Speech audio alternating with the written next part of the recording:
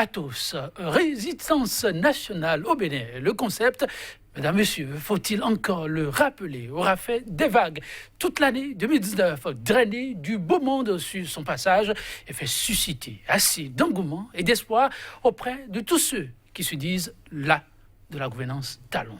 Faute de se regrouper au sein d'une seule formation politique, les forces de l'opposition, FCBE, RE, USL, RBL, SOGLO, PCB, que sais-je encore, à quelques mois des législatives, s'étaient donné la main pour faire front au régime talon et rafler le maximum de sièges à l'issue d'un scrutin qui se révélera plus tard exclusif.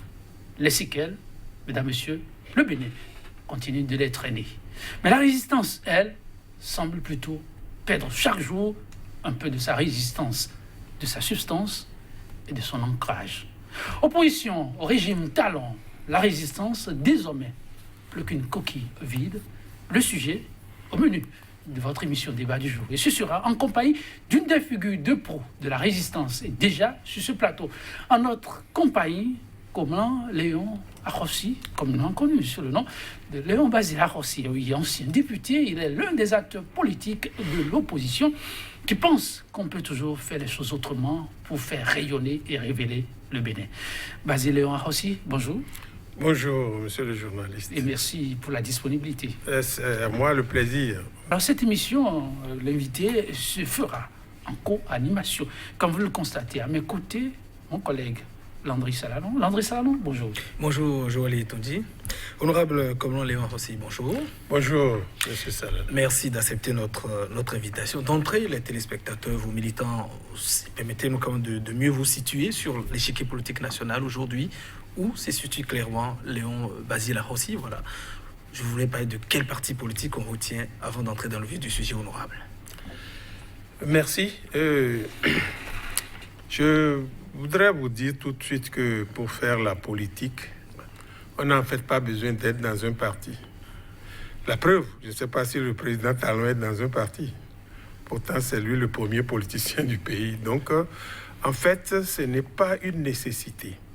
Et comme je l'ai déjà dit ailleurs, quand vous êtes dans une structure, ça vous permet, quand la structure a besoin de positionner des gens, quand la structure a besoin de cueillir des avantages, on pense à vous. Mais pour faire le combat, en fait, on n'a pas besoin d'être dans une structure politique. La preuve, comme j'ai cité le président Talon, il est arrivé au pouvoir sans parti politique. Il dirige le pays sans parti politique. C'est vrai qu'il en a plusieurs et qu'il ne peut pas s'accommoder de dire qu'il est dans l'un ou l'autre. Donc, je ne suis dans aucun parti politique. Et Léon Basile Arrossi, on se rappelle, vous étiez de ceux qui, au billard-tombi, ont martelé qu'il faut quand même finir avec. On ne saurait comprendre que la chose politique soit portée par des gens qui ne sont pas dans une séraille politique et qui ne portent pas une idéologie. Alors aujourd'hui, après tant d'efforts, que vous dites qu'on n'a pas forcément besoin d'être dans une formation politique et ça ne pose pas un problème. Non, ça ne pose en fait aucun problème parce que je vous dirais que le président français est arrivé au pouvoir sans prendre pas un parti politique. Il y a plein d'exemples. J'étais de l'Union fait la nation. C'était une belle formation. C'était un très beau regroupement politique. Et nous avions amorcé la démarche des fusions. J'étais le président de la commission créée par le président Bruno Amoussou. On a discuté avec les gens du Force Unie Démocratique, je crois, FUD du président Nago. On discutait avec le FA, la FIA du professeur Léon Biobig. On a commencé les discussions quand brutalement le nouveau concept de la politique est venu tout arrêter. Et j'ai dû me retirer parce que je me suis rendu compte que tout le monde a choisi d'offrir sa formation politique au président Talon. Bon, les choses n'étaient plus claires dans ma tête. Les choses ne suivant plus la piste qui emporte mes convictions, je me suis retiré. Et c'est comme ça que j'ai quitté l'Union fait la nation, qui deviendra plus tard, qui va racoler autour de lui quelques petites formations pour faire l'Union progressiste. Après ça, vous avez évolué, on vous a vu a changé, comme on pourrait le dire, un peu d'habit, d'étoffe. Et là, on s'est dit, voilà, Léon Basile aussi, qui trouve sa marque. USL. Et puis aujourd'hui, vous nous annoncez que, voilà... Oui, je dois vous dire, sans langue de bois. Voilà. Est-ce que c'est exprès que vous esquivez cette période quand même de votre passage à l'USL et après non, les je l'esquive pas, je l'esquive pas. Il y a quelque chose que j'ai jamais dit, mais que je vais vous dire. Okay, allez-y. J'avais demandé au président Adjavon de ne pas créer un parti. Je lui avais dit de ne pas le faire. Pour des raisons évidentes que les difficultés d'aujourd'hui me donneraient un peu raison. Et lorsqu'il m'a dit qu'il ne pouvait pas ne pas le faire et qu'il m'a appelé pour venir l'aider, j'ai accepté d'y aller. Mais très tôt, j'ai compris que nous n'avions pas les mêmes conceptions de la question politique. C'est ça. Et je suis parti. Parti, je ne suis pas allé je suis pas militant FCBE. On croyait que nos gouvernants allaient ouvrir le jeu démocratique, permettre d'aller aux élections. Et le combat que nous avions mené à l'Assemblée en tant qu'opposition, nous l'avions mené sans couleur. Donc nous avons décidé de nous regrouper pour avoir le maximum de députés, pour remettre le pays sur les rails. C'est pour ça qui a fait que vous aurez dû voir des gens qui sont peut-être USL, venir être candidats sur FCB, des gens qui étaient PSD, des gens qui étaient RB. C'est comme ça que ça s'est fait. Et là, vous parlez comme ça de la résistance. Oui, et je dois vous dire, la résistance est née au lendemain des élections législatives exclusives qui ont conduit à l'installation du Parlement du sang. Avant cela, il y avait la coalition pour la défense de la démocratie. Et on préparait les choses ensemble. L'étape des élections législatives nous a amené à modifier un peu les choses. La résistance est née. Et elle est née sous la bannière de partis politiques et de personnalités. Voilà la résistance. Et beaucoup vous voyez comme un ardent défenseur des couleurs et des principes des FCBE. Vous dites que c'est une fausse lecture? Non, ce n'est pas une fausse lecture. Tant que nous avions les mêmes objectifs, les mêmes méthodes, le même langage, il fallait quelqu'un pour le porter. Et comme je vous ai dit, on s'est regroupés pour défendre une cause. Que ce soit Rossi qui parle, que ce soit Achadé qui parlait aussi, qui intervenait aussi beaucoup, c'était pareil. L'objectif, c'était de manifester notre désapprobation, notre désaccord face à ce qui s'est passé en avril, prétestant qu'on est allé aux élections, et ensuite le sang de nos compatriotes qui a coulé. La résistance est née autour de ces choses-là. Et en ce moment-là, avant de laisser la parole à mon collègue, on vous a entendu dire plus d'une fois qu'il n'y a de discussion possible si on ne reprenait les élections. C'était le préalable. Et c'était un avis qu'on ne partage pas. Autre mesure, c'est à prendre ou à laisser. C'était ça. Et puis, par la suite, on a eu comme l'impression que les choses ont semblé avoir bougé. En tout cas, aujourd'hui, Basile Rossi, puisque c'est vous qui êtes là, la résistance demeure-t-elle toujours? Existe-t-elle toujours? La résistance est là. Comme dirait la Bible, vivante et vraie, solide sur ses jambes. La résistance est là. Parce que je sais à quoi vous faites allusion. Bon. Je sais à quoi vous faites allusion. Allusion à quoi? Vous faites allusion à certaines déclarations, telle n'est plus de la résistance. Oui. Même des partis qui n'ont pas dit qu'ils ne sont plus de la résistance, on leur attribue qu'ils ne sont plus de la résistance parce qu'ils auraient passé le pied gauche avant le pied droit, parce qu'ils auraient mis le pied dans la boue. Non, la résistance est là, elle est solide. Et j'ajoute, mais j'étais à Parakou le jeudi dernier dans le cadre des activités de la résistance. Elle fonctionne toujours? Ah, je vous le confirme. Oui, alors, comme Léon Basile aussi, on veut quand même mieux comprendre. Vous dites que la résistance existe toujours et fonctionne toujours. On sait que, de façon classique, il y a les FCBE, la RB qui figure dans la résistance, l'aile Roupé, quand on dit le parti PCB, RE également de Candide Azanaï, concrètement aujourd'hui, avec ce que nous observons, voilà, l'aile quand même qui n'est plus au sein de la résistance, je veux parler des FCBE et d'autres partis également dans le silence. Est-ce qu'on peut vous croire à travers ce que vous dites, Léon Bazéla aussi? Croyez-moi. Et puis, vous ne m'avez pas dit que les FCBE ne sont pas de la résistance. Vous m'avez dit qu'il y a une aile. Donc, les FCBE sont là. Et je vais vous dire quelque chose. J'ai entendu dire que nous ne voulons plus de la résistance parce que elle prône la violence, elle prône ceci. Non, non, c'est faux. La résistance ne prône pas la violence. Et parmi ceux qui disent ça, bizarrement, il y a quelqu'un qui est apparu sur les réseaux de WhatsApp en train de coordonner un incendie sur une voie publique. Il est apparu dans la vidéo, moi j'ai vu. Malheureusement pour lui, les autorités, la police a vu. Et dès qu'on lui a envoyé la convocation, il a disparu. Il a disparu. Et puis, bon, il est revenu, comme un Dianoté ne serait pas revenu, comme un Liadi Soglo ne serait pas revenu. Il a le secret de comment il est revenu. Alors c'est celui-là qui dit on quitte la résistance parce qu'on prône la violence. Bon, je dis, ceux qui disent qu'ils ne sont pas plus de la résistance, c'est leur droit.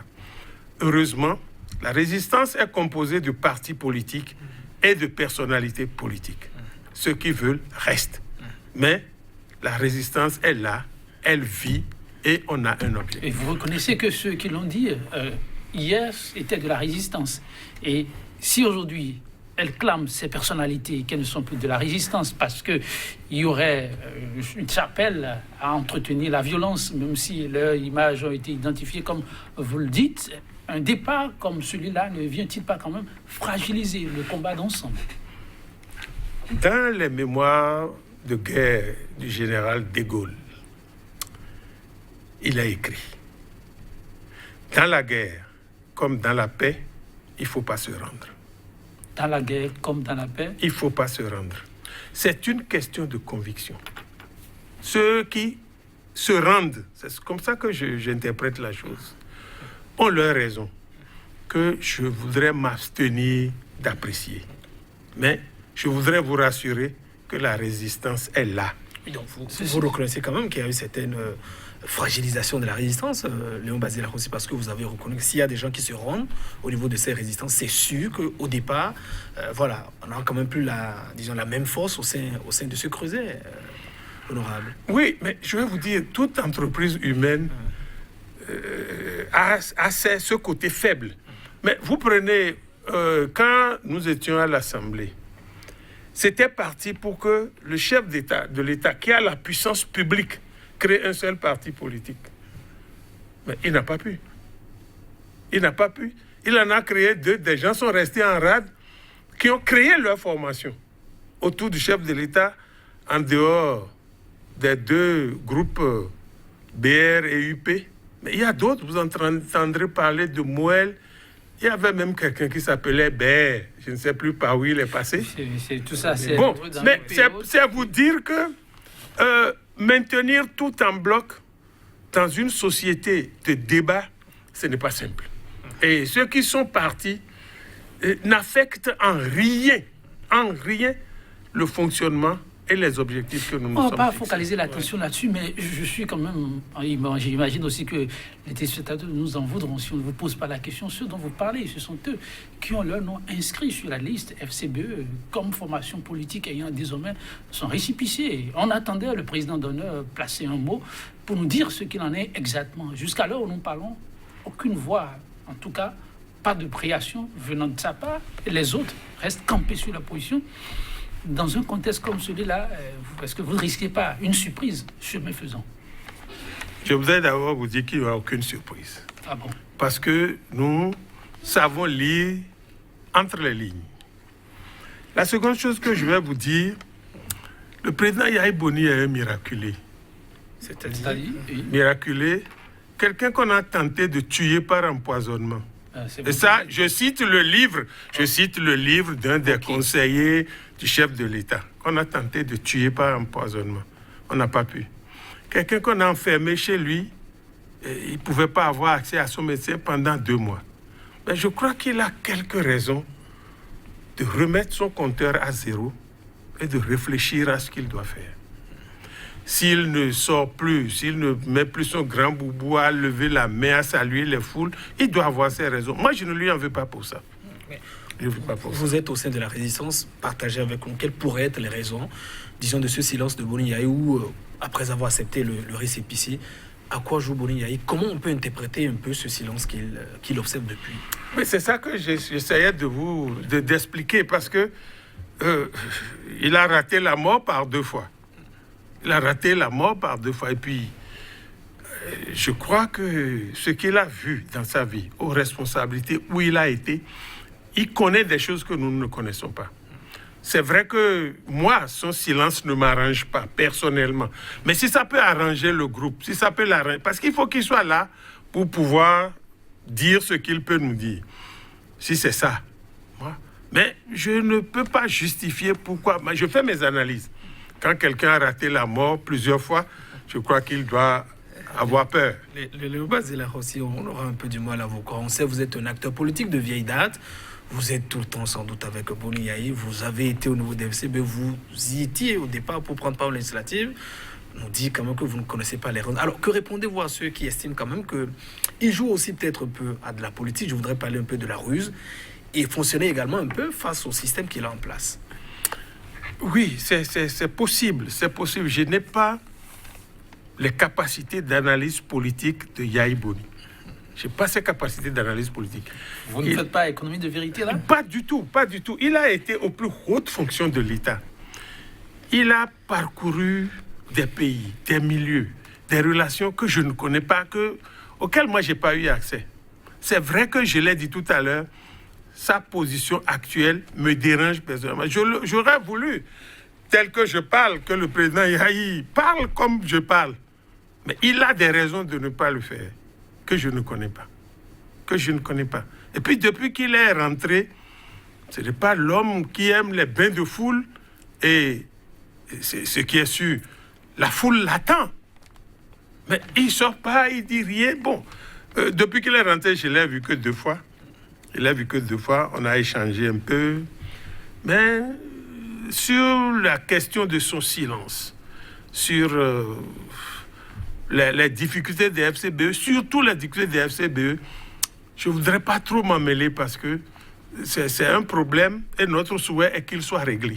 Votre souhait est qu'il soit réglé. On vous le souhaite aussi. On le souhaite aussi au FCBE. On le souhaite à toute la nation et à la formation politique. Alors, Léon Basile aussi, Boni Yayi a changé dans ses approches, manifestement.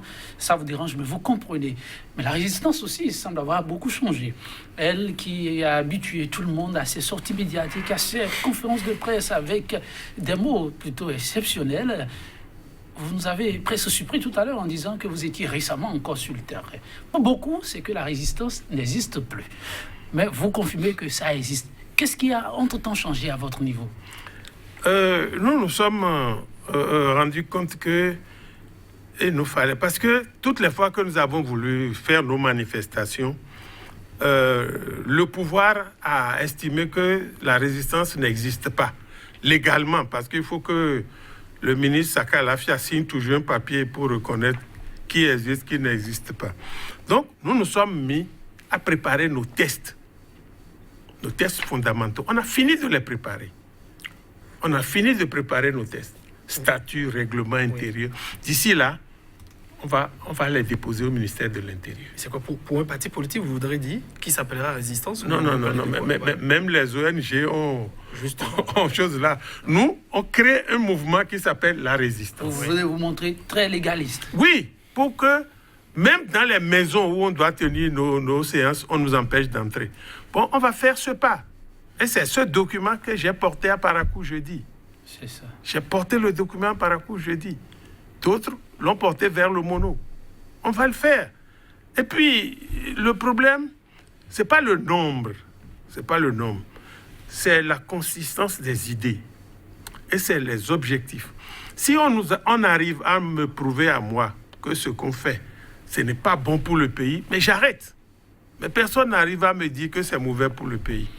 Dans ce combat, vous voyez ensemble un certain nombre, FCBE, USL, RE, PCB, que sais-je encore. Et graduellement, on s'est rendu compte qu'il y a un pas de plus qui se fait de temps à autre. Et le premier pas, ça a été au niveau des FCBE avec l'obtention du récépissé provisoire. Aujourd'hui, c'est RE. FCBE, après l'obtention de ce précieux sésame, on a eu comme l'impression qu'il y a du nouveau. RE appelle désormais aussi à changer d'approche dans les luttes. Alors, qu'est-ce que ces précieux documents obtenus par ces formations apportent de plus, ou en moins peut-être, à la résistance, puisqu'elle existe toujours? Oui, vous savez, le combat pour les législatives est différent du combat pour les communales. C'est ça. De mon point de vue.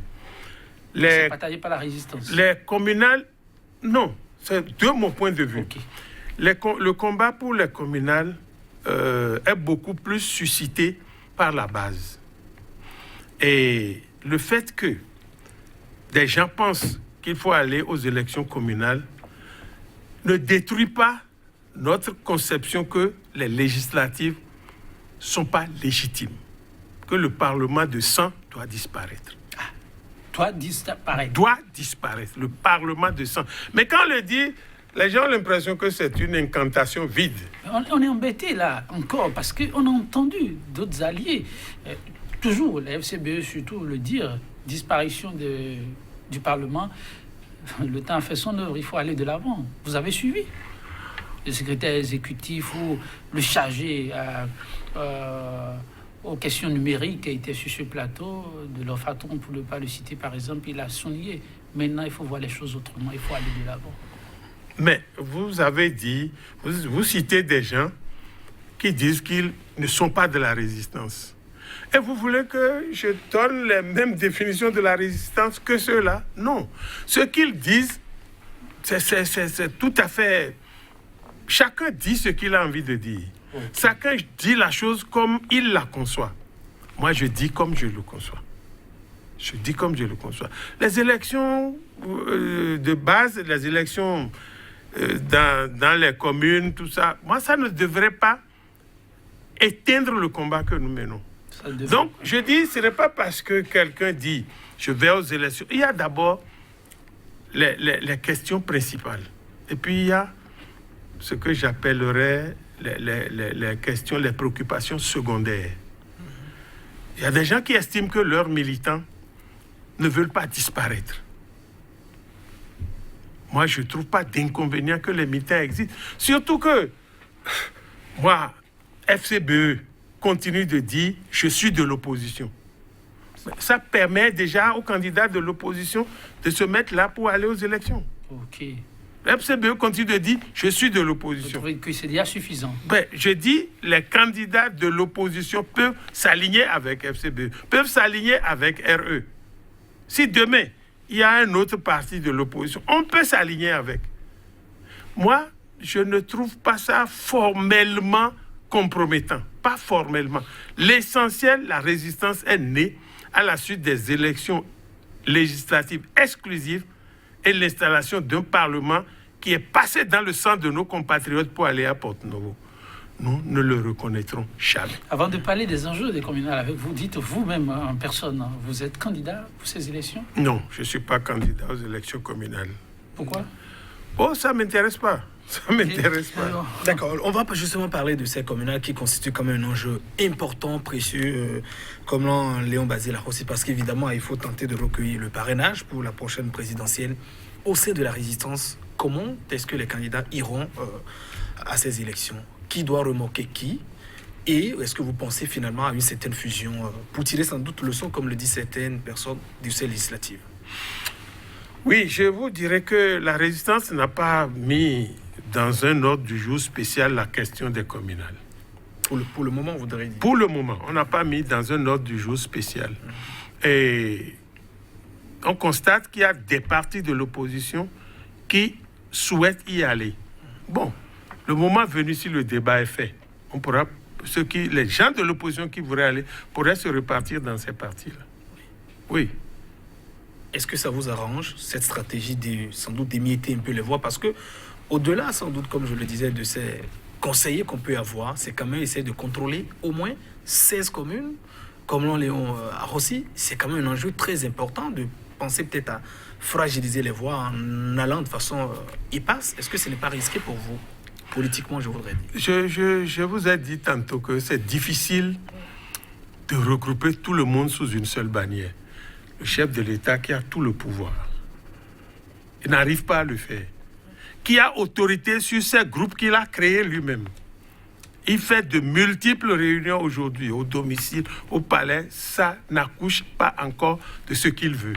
Mais comment voulez-vous que des gens qui n'ont autorité sur personne, comment voulez-vous qu'eux, ils réussissent là? C'est un aveu d'impuissance. Mais non, c'est un système où il est difficile de réaliser ce que vous évoquez. C'est difficile. Et au maximum, vous pouvez envisager peut-être combien de scénarios? 2 partis, 3 ou 4 au niveau de la résistance? Moi, j'aurais souhaité un seul. Ouais. Mais qu'est-ce que je peux? J'aurais souhaité un seul. Mais qu'est-ce que je peux? Celui qui distribue les rôles, qui partage les pouvoirs, n'arrive pas à le faire. Bon, comprenez, nous autres, qui sommes de la périphérie. Non, on tente, on va tenter. Ouais. Mais c'est pas sûr. Déjà, pour les législatives, on a tenté en vain. Si les législatives étaient ouvertes, l'opposition ne serait pas allée avec une seule liste. Bon, ça déjà, ça vous indique à peu près ce que c'est que la classe politique. Alors, d'ouverture, vous parliez, et pour les législatives, on a constaté que cette attente n'a pu être comblée. Alors, pour les communales, voilà un chef de gouvernement qui a pris l'engagement que tous ceux qui feront l'effort de se mettre en règle pourront y prendre part. Des choses extraordinaires. Pour reprendre l'expression d'un des vôtres, voilà, le chef de l'État a joué de son va-tout et le quitus fiscal qui a empêché plus d'un de pouvoir compétir. Les conditions étaient allégées et mieux que le quitus fiscal, il y a eu d'autres papiers gracieusement mis à disposition. Alors, comment la résistance salue-t-elle cette ouverture? Parce qu'on n'a pas vraiment entendu la résistance sur ces questions. Oui, merci. Je crois que ces choses que j'entends me font penser de plus en plus que notre République devient bananière. Expliquez-vous. Oui, mais on parle d'ouverture. Le code, c'est pas une ouverture. Ah bon? Le code de l'État électoral dit quoi? La dernière fois, mais on a fait payer à des gens des impôts qu'ils ne devaient pas. Moi, j'ai payé. On m'a fait payer des impôts sur une maison à Décombé. Je n'ai pas de maison à Décombé. Je n'ai même pas de terrain nu. On m'a dit, c'est certainement une erreur, mais payez d'abord. Aujourd'hui, vous avez payé? J'ai payé. J'ai tout payé, mais j'étais pressé. Je voulais aller aux élections. Aujourd'hui, on dit aux gens, faites juste la demande. On vous donne le quitus. Et ça vous embête? Mais c'est ce que la loi dit. Est-ce qu'un pays, c'est la loi ou bien la volonté de quelqu'un qui dit un matin, je monte les enchères, le lendemain, je les descends? Est-ce que c'est ça un pays? C'est pour ça que je dis que ça me fait penser à une république bananière. C'est pas ça un pays. Et puis j'apprends même que ce n'est plus le DG seul qui va signer les quitus. On va les signer peut-être dans les recettes. Mais tout ça, vous l'avez demandé hier. On s'est rendu compte finalement que ne l'avoir pas fait a amené le pays là où il l'a amené. Il ne faut pas laisser les mêmes erreurs se reproduire. Vous ne pensez pas qu'il s'agit là d'une ouverture? Écoutez, je suis l'empereur. J'ai tous les députés que moi-même j'ai désignés pour aller là-bas. Et puis, on vote les lois, mais on a voté la Constitution en pleine nuit, non? Tout le monde dormait quand on a voté la Constitution. Mais il faut leur dire, votez-moi ça la nuit, vers 3 heures du matin, modifiez ces choses-là pour que ça ait une odeur légale, pour que ça ressemble à une loi. On ne se lève pas pour dire, ah, vous faites la demande, même si vous n'avez pas payé, on vous délivre ça d'abord. Non, c'est ça qui doit donner la preuve à ceux qui s'aplatissent, qui s'agenouillent, qu'ils ne s'agenouillent pas pour la République. Ils ne s'aplatissent pas devant la République. Ils s'aplatissent pour un homme. Et ce n'est pas bon. C'est pas bon. C'est ce que certains refusent de faire, c'est tout. Ce n'est pas qu'on a des animosités personnelles contre quelqu'un, non. Il faut qu'on trace des lignes, des sillons, et que tout le monde marche dans les sillons. Comme Léon Rossi, peut-être sur la question de la forme, vous dénoncez en disant ayons peut-être une base légale, mais du point de vue du fond, est-ce que ce n'est pas une décision qui arrangerait sans doute les candidats, parce que vous avez réclamé cela quand même par le passé. Lourdeur administrative, également des choses. Est-ce que, du point de vue du fond, qu'avez-vous à dire, je voudrais demander? Non, moi, j'ai fait mes analyses. Je trouve que c'est pour couvrir ceux qui sont à l'Assemblée aujourd'hui, qui n'ont pas soldé leurs impôts. Il y a des gens à l'Assemblée qui n'ont pas soldé leurs impôts. Vous en avez la preuve? Oh, je sais de quoi je parle. Qui n'ont pas soldé. Et puis, il y a une souplesse au niveau des impôts. Lorsqu'on vous demande, par exemple, qu'on vous dit, vous devez 10 000 francs, vous pouvez contester. Il y a un arbitrage et au finish, on se rend compte que vous devez, pas 10 000 francs, mais vous devez 6 000 francs.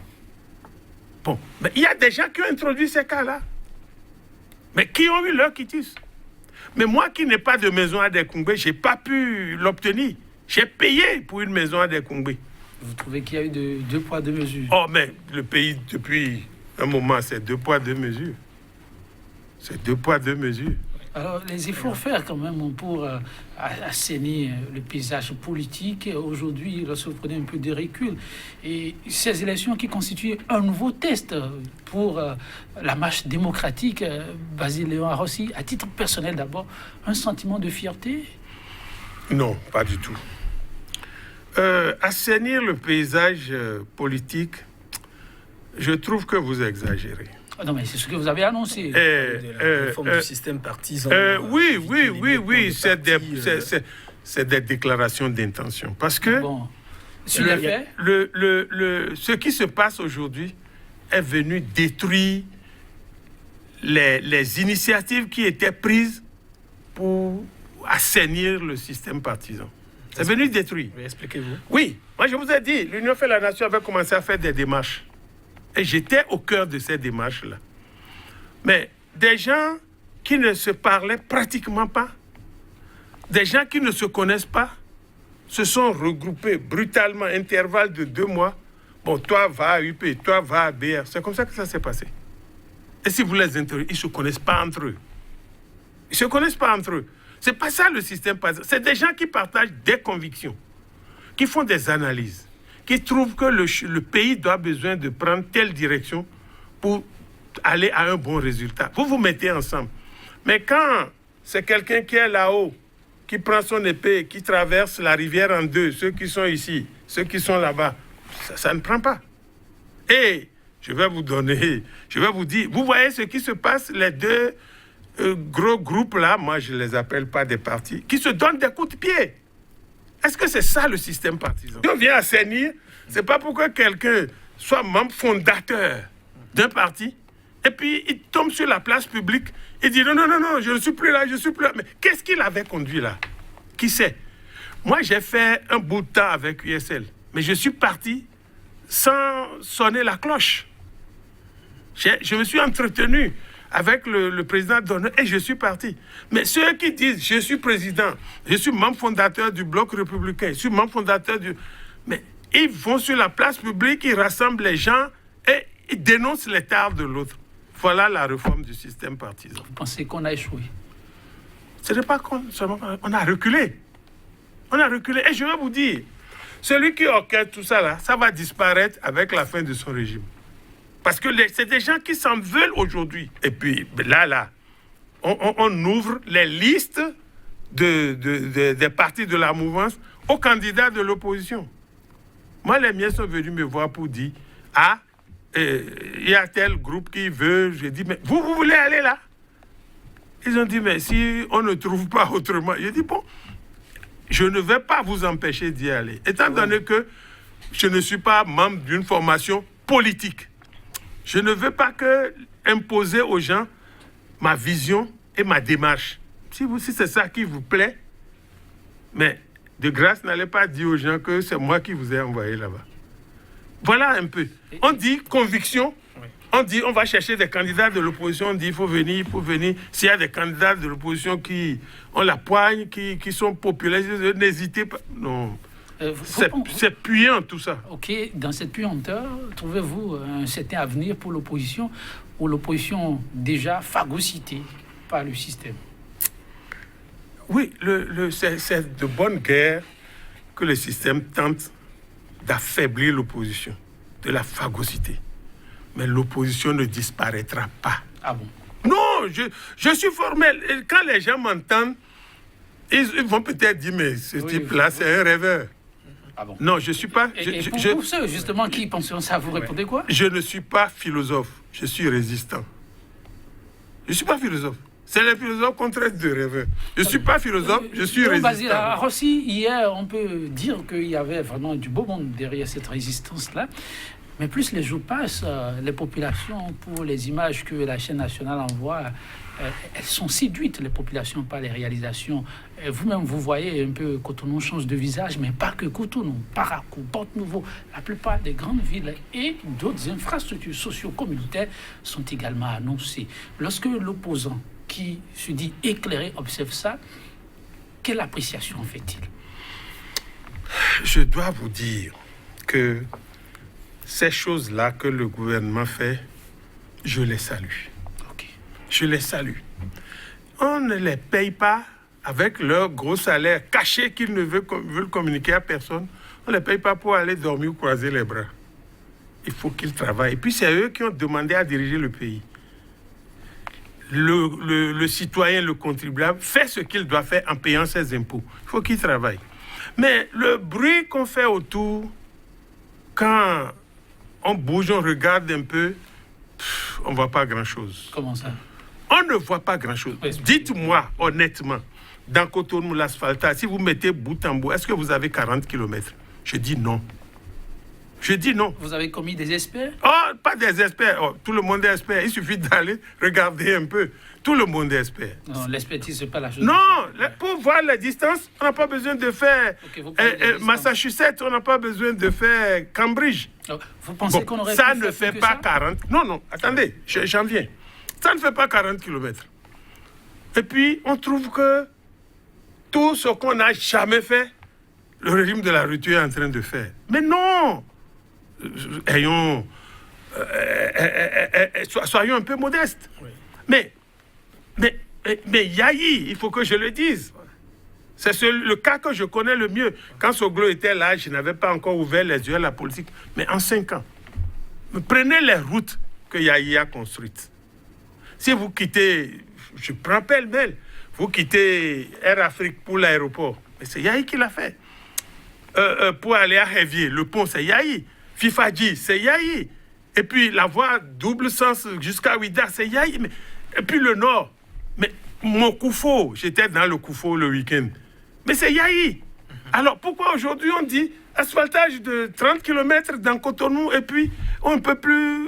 Nos oreilles ne peuvent plus rien... Il n'y a pas que Cotonou, il y a Porte-Nouveau et d'autres villes, Léon Bazilar aussi. Ou bien vous n'avez circulé que dans Cotonou. Mais Porte-Nouveau est en chantier en permanence. Je ne sais pas quel jour ça va finir.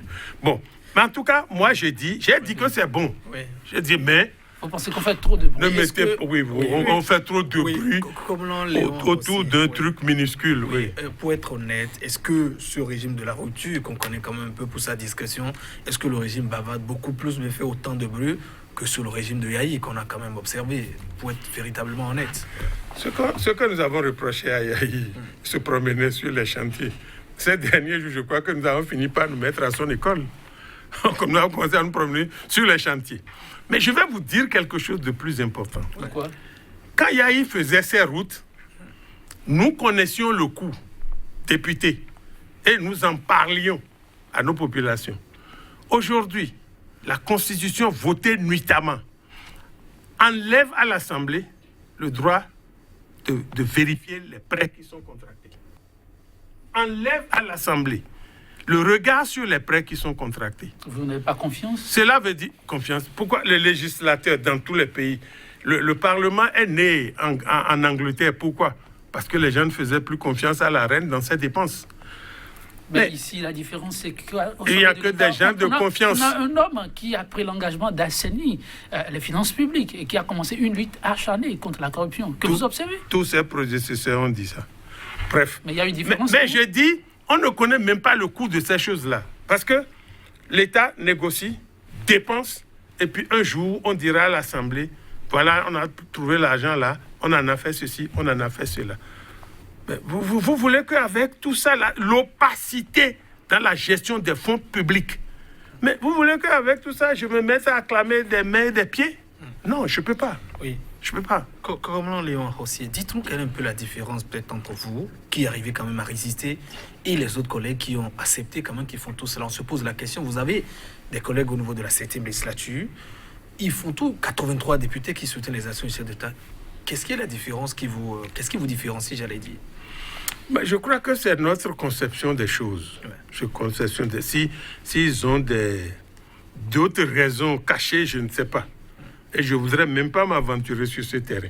Mais moi, quand je fais la lecture, d'abord, c'est quoi? Tous ceux qui se sont opposés à la première, à la deuxième tentative de révision de la Constitution ont été éjectés, ils ne sont pas venus à l'Assemblée. On a voté une loi qui a été reconnue normale, promulguée, et puis à 21 jours de dépôt des pièces, la Cour constitutionnelle, présidée par l'avocat personnel du chef de l'État, prend une décision et dit il faut que le ministre de l'Intérieur, vice-président d'un parti du chef de l'État, donne autorisation aux partis qui doivent aller aux élections. Tout ça, là, c'est sale. Politiquement, c'est sale. Et on fait tout ça, réforme du système partisan, mais le chef de l'État est à part parce qu'il a plusieurs partis. Il est à part. Or, si on voulait faire la réforme, ce sont les partis qui doivent porter un Béninois au pouvoir. Mais là, le chef de l'État, dans aucun test, il n'est concerné. Ça lui permet d'avoir son UP, BR, Mouel, BER, bon, tout le reste. Et puis, des partis où les gens, le président dit, c'est mon cousin. Voilà un peu comment ça se passe. Nous vous recevons à un mois un peu important pour l'histoire démocratique de ce pays. Il nous reste encore quelques jours. Le Bénin était un peu comme dans la fièvre déjà de cette grande rencontre, la conférence des forces vives de la nation. Lorsque 30 ans déjà, on peut dire, vous vous replongez dans cette histoire, et cette histoire du Bénin, et vous colmatez un peu, ou bien vous faites du bout en bout avec les marches et les pas que le Bénin pose aujourd'hui. Qu'est-ce que vous avez envie de dire? Je voudrais dire que c'est triste pour mon pays. Très triste pour mon pays, qui était le modèle que les gens observaient, le modèle que les gens voulaient copier, qui est devenu aujourd'hui ce qu'il est, un modèle qui fait rire. Nous sommes devenus la risée. J'ai suivi une émission. Quand moi je vais au village, mon village est au bord près de la frontière. Je capte du Nigeria du Togo, du Togo. Okay. Et je capte une radio. Il y a une radio là-bas qu'on appelle Canal FM. Mais les journalistes sont tellement humoristiques. Ils se moquent de nous. Ils ont dit, mais on se plaignait de nous ici au Togo, mais aujourd'hui à côté là, c'est pire. Hein? Ils ne se trompent pas. Oh, il ne se trompe pas. Le temps est complètement parti là. Oui, je demanderai simplement à l'honorable comme Léon aussi, voilà, pour parler de la résistance de façon précise. On évoque également peut-être des guerres de leadership entre vous. Comment vous appréciez cette question? Est-ce que les dissensions se sont totalement éteintes? Querelle de leadership a failli, au temps de la CDD, subvenir, mais je crois que au sein de la résistance, je n'en ai pas entendu parler. Oui, Léon Basile Rossier, le temps complètement parti. Vous concluez en 5 secondes. Je dirais aux gens qui pensent que la résistance est morte que le caïman ne meurt pas par noyade. La résistance est là. Merci beaucoup, on vous aura compris. Merci à mon collègue Landry Salanon. Merci, Joël. Chers téléspectateurs, on va devoir s'en arrêter là. Quitte à retrouver très bientôt Léon Basile Rossier, pourquoi pas. 100% Bénin pour le numéro du jour, ce sera tout.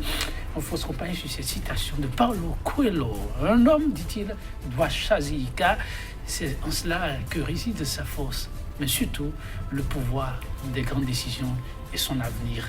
Quitte à lui, ensuite de prendre une autre direction ou pas. Merci d'être dans notre permanence. Demain, c'est un autre jour pour d'autres faits à découvrir. Au revoir.